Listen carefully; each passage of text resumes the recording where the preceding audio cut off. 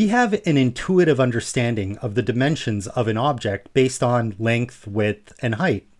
However, we can also define the dimension of an object based on how the object scales in size when we make its image bigger or smaller. For example, if we took a line segment of any length and tried to scale up the image by a factor of 2, the line would become twice as long.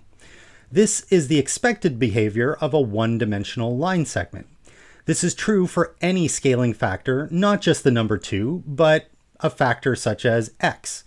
Scaling a line by x is equivalent to multiplying the length of the line by x. In another example, let's look at a square.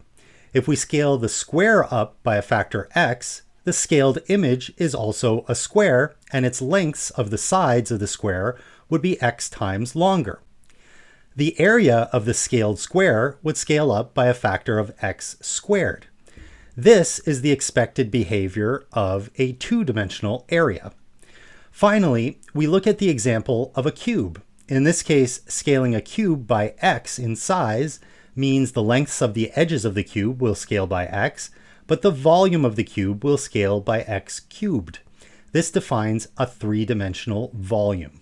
In this way, we can say that if we scale an image by a factor x, then if an object scales by x, it is one-dimensional. If an object scales by x squared, it is two-dimensional, or an area. If it scales by x cubed, it is three-dimensional, which means it has volume. This is one way to define the dimensionality of an object.